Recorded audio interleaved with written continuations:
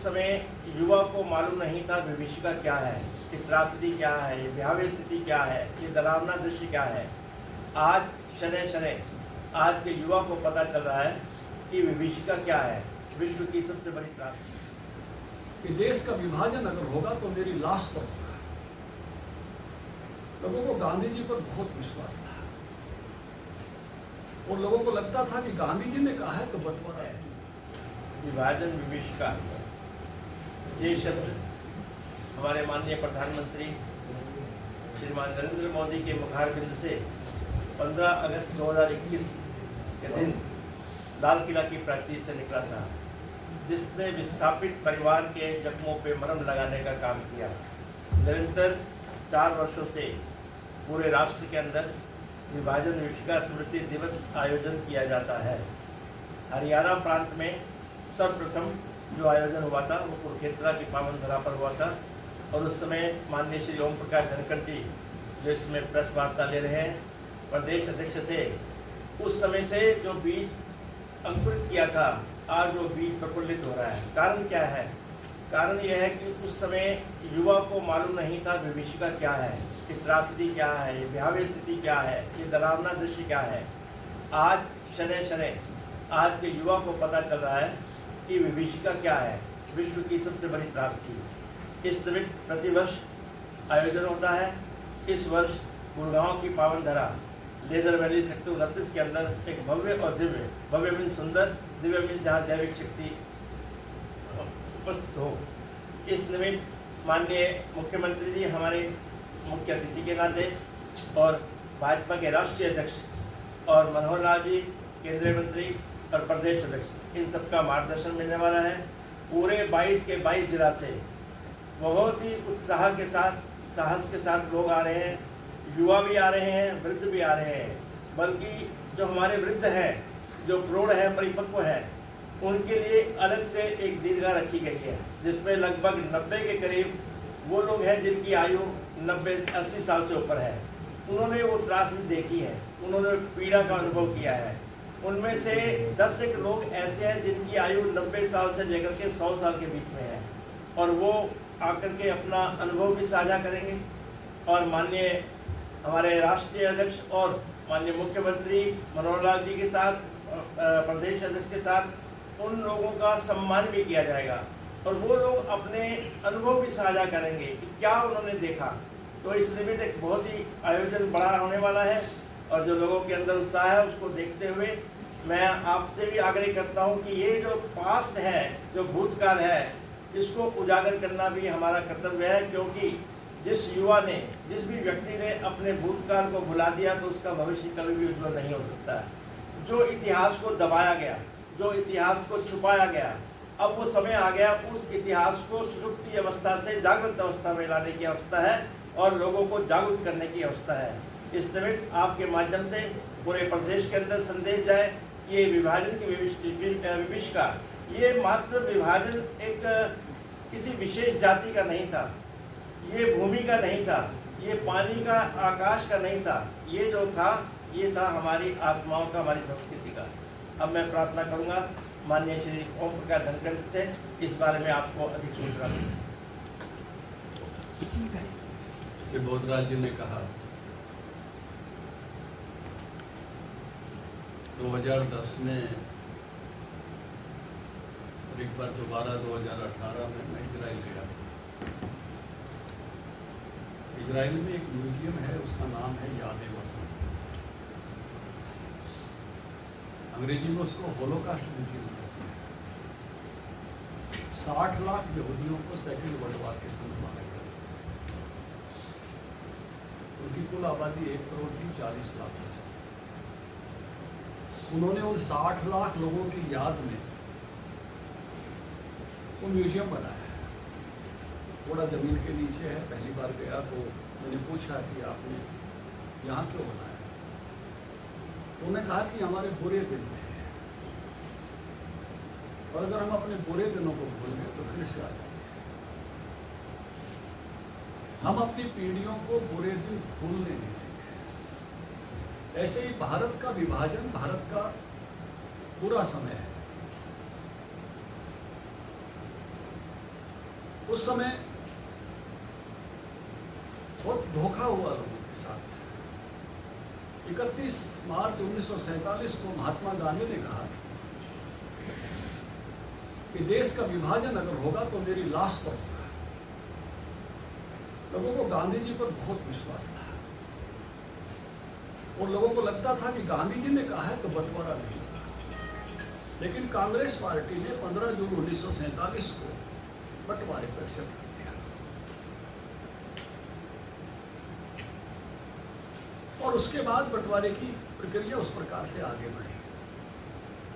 इसमें सबसे दुर्भाग्यपूर्ण स्थिति यह है कि 15 अगस्त 1947 को देश आजाद हुआ, लेकिन कौन सी जगह देश में, किस देश में है, ये बताया गया 17 अगस्त 1947 को। लोगों को ये भी नहीं पता था कि हम इस देश में आजाद हुए हैं, उस देश में आजाद हुए हैं, हम कहाँ जाएंगे। एक ही शहर में लोगों ने अलग अलग तरह के झंडे फहराए, कलेश हुए, भ्रम में रही आबादी। और जिनको आंतरिक स्रोतों से पता चला, मैं कहूंगा कि दुनिया की सबसे दुर्भाग्यपूर्ण घटनाओं में से एक घटना है। भगत सिंह की 3 पीढ़ियां देश की आजादी के लिए लग गई। एक चाचा जेल में मर गए समय से, एक चाचा को देश निकाला हो गया, सरदार अजीत सिंह। लोग उनके बारे में कहते थे कि वो देश के प्रथम राष्ट्रपति बनने लायक व्यक्ति हैं, इतने विद्वान थे। जब आजाद होने की भारत की प्रक्रिया चली, उस समय वो भारत आ गए थे, ऐसी स्थितियां बनी। और 14 अगस्त की रात को वो डलहौजी में थे, जब उनको आंतरिक सूत्रों से ये पता चला कि उनका जिला लायलपुर, उनका गांव बंगा, वो पाकिस्तान में जा रहा है। इस दुख के कारण हृदय गति रुकने से 15 अगस्त सुबह उनका देहांत हो गया। जिस समय देश ने आजादी का झंडा फहराया, उसी समय उस आजादी की लड़ाई लड़ने वाला सिपाही, जिसकी 3 पीढ़ियां, एक भतीजा जिसके कारण से पहले जेल जा चुका, वो भाई जेल में मर चुका, भतीजे को फांसी हो चुकी, और उस समय जो है वो प्राण त्यागते हैं। पंचपोल में उनकी समाधि है, डलहौजी के पास, कभी जाओ तो उस वीर को नमन करना। आपको सुनकर हैरानी होगी, भगत सिंह का गांव ही पाकिस्तान में गया, इतना नहीं। ये हुसैनी वाला, जहां इन तीनों वीरों को संस्कार किया गया था, वो भी पाकिस्तान में चला गया। 1961 में वापस लिया है 12 गांव देखकर। ये कैसे विभाजन की रेखा खींची? ये जब विभाजन तय किया ब्रिटिश सरकार ने 8 जुलाई 1947 को, उसी समय एक वकील को वहां से भेजा गया कि आप बंटवारा करके आओ।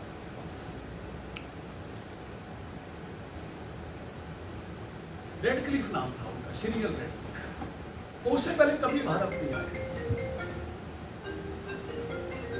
वो भारत की नक्शों को नहीं जानते थे, भारत की आबादी के स्वभाव को नहीं जानते थे, कल्चर को नहीं जानते थे। और उनको ये कहा गया कि 5 सप्ताह में आप भारत का विभाजन करके दो। 2 व्यक्ति उनके साथ लगाए गए, पंजाब से, बंगाल से, दोनों पक्षों से, कांग्रेस के रिप्रेजेंटेटिव और मुस्लिम लीग के रिप्रेजेंटेटिव। और उन्होंने 36 दिन में भारत का विभाजन करके दे दिया। जब वो यहाँ से वापस गए तो वहाँ उनका जो इंटरव्यू हुआ, सम्मान हुआ, तो उन्होंने उनसे पूछा गया कि क्या आप कभी भारत जाएंगे? उन्होंने कहा कि 8 करोड़ लोग मुझे दरखास्त लेकर ढूंढ रहे हैं, मैं उनका सामना नहीं कर सकता। जो 5 लाख पौंड उनको मेहनताना दिया गया था, उन्होंने लेने से इनकार कर दिया। क्यों? क्योंकि 10 लाख लोग मारे गए, 75,000 बहनों के साथ बलात्कार जैसी घटनाएं घटी, अपहरण जैसी घटनाएं घटी। 1 करोड़ 20 लाख लोगों को शरणार्थी शिविरों में रहना पड़ा। 2 करोड़ से अधिक आबादी बाउंड्री पार करके इधर से उधर आई। ये सबसे भयंकर मानवीय त्रासदियों में से एक त्रासदी थी, जिसकी कीमत बहुत बड़ी आबादी ने चुकाई। लोग केवल बेघर नहीं हुए, बेव्यवसाय हुए, बेजमीन हुए, कुछ भी नहीं बचा। इतनी बड़ी आबादी को जीरो से फिर अपना जीवन शुरू करना पड़ा।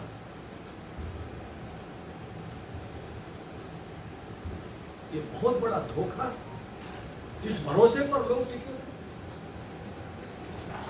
और जो आजादी की अपेक्षा के साथ जिस प्रकार से लोग बढ़ रहे थे कि हमको क्या मिलेगा, उनको आजादी के बदले किसी ने कहा है कि भारत को आजादी केवल कांग्रेस के आंदोलन से नहीं मिली, भारत को आजादी विभाजन की कीमत पर मिली। और वो कीमत क्या है?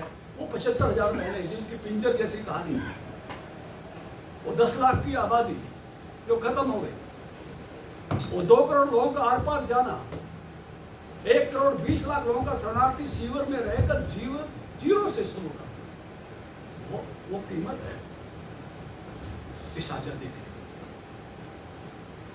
और इसलिए उस समय शासन करने वाली पार्टियों की हिम्मत नहीं थी कि वो इस बात को अभिव्यक्त कर सके। अब हमारी है प्रधानमंत्री जी के, उन्होंने कहा कि देश इस विभीषिका को याद रखे। और ये होता है डेमोग्राफी चेंज होने से, क्योंकि हम घटनाओं को केवल इसलिए याद नहीं रखते कि वो घटना हो गई, हम घटनाओं को इसलिए याद रखते हैं कि घटना फिर आगे भविष्य में ना हो। सजग रहना होता है राष्ट्रों को, उनकी डेमोग्राफी चेंज नहीं हुआ है, उनके आसपास के हालात बदल नहीं जाए। इसलिए ये केवल एक इस प्रकार का विषय नहीं है कि हम केवल उस दर्द को याद करें, उस पीड़ा को याद करें, उस सबक को भी याद करें और उस सबक के प्रति सजग रहें। कल हमारे राष्ट्रीय अध्यक्ष जी इस कार्यक्रम में सहभागी होने के लिए आ रहे हैं, माननीय मुख्यमंत्री जी, माननीय मनोहर लाल जी, संत समाज के भी स्वामी ज्ञानानंद जी, स्वामी धर्मदेव जी, रामसुख दास जी जो है वो इसमें शामिल होंगे। डॉक्टर ग्रहण सोना आनंदपुर की माँ सम्मिलित होने के लिए जा रही है।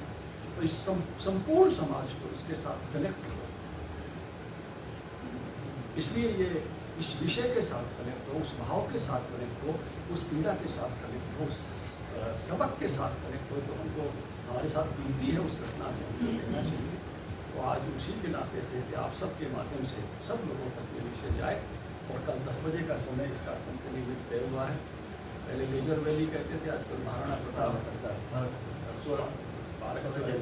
तो उसमें जयंती पार्क में इसको सबको आमंत्रित किया गया है। आप मीडिया के माध्यम से ये पूरी कहानियाँ विभाजन की लोगों तक पहुँचे कि कितना बड़े मानव त्रासदी ये जो है मानवीय निर्णयों से हुई थी और कितना बड़ा भरोसा लोगों का उस समय टूटा था। जरूर ये दर्द जो है वो सब तक पहुँचे और इसका सबक भी लोगों के दिमाग में, मानस में आए कि इस प्रकार के चैलेंज इसने 80 साल पहले झेला है, जो वो कल बुलाए हैं जो उस समय 10 साल के थे, 12 साल के थे। कोई 1-2 शख्स ऐसे भी आ रहे हैं जो 20 साल के थे, जो इस बातों को समझ रहे थे कि उस समय क्या उनके परिजनों से, परिवारों के साथ बीती है। कितनी सारी फिल्में इस विषय को लेकर बनी हैं, कितनी कहानियाँ सीरीज चली हैं, किताबें लिखी गई हैं। हवा, गर्म हवा इसी पर बनी, तमस, अर्थ 1947, हे राम, गदर, पिंजर, भाग मिल्खा भाग में भी इसका हिस्सा है, मंटो, फ्रीडम एट मिडनाइट, ये सब फिल्में बनी हैं। इस पर सैकड़ों किताबें लिखी गई है देश में। ट्रेन टू पाकिस्तान, तमस, पिंजर, ये पुस्तकें भी हैं। फ्रीडम एट मिडनाइट पुस्तक है, उसी पर फिल्म बनी है। Other side of the silence, महिलाओं के साथ क्या बीती, इस पर इसने उर्वशी बुलाटी कोटालियन लिखी है। मिडनाइट चिल्ड्रन, सलमान रश्दी की पुस्तक है। मंटो की कहानियाँ, ये सब चीज़ें इतना इस विषय को दिखाया गया है कि कितनी बड़ी त्रासदी थी ये, इसके कितने हिस्से हो सकते हैं। फिर भी ये सब मिलाकर के उस त्रासदी का माप नहीं कर सकते। इतनी सब मैं कहूँगा कि चित्रण होने के बावजूद भी, इसलिए वो त्रासदी जो भारत ने झेली 1947 में, ठीक आज़ादी से पहले, वो आज़ादी का पर्व हम परसों मनाएंगे, लेकिन इस दर्द के साथ कि विभाजन की विभीषिका इस देश ने झेली है, उसको भी ना भूलें। धन्यवाद। धनखड़ साहब, मेरा क्वेश्चन, त्रासदी हुई, सभी को पता है कि बड़ी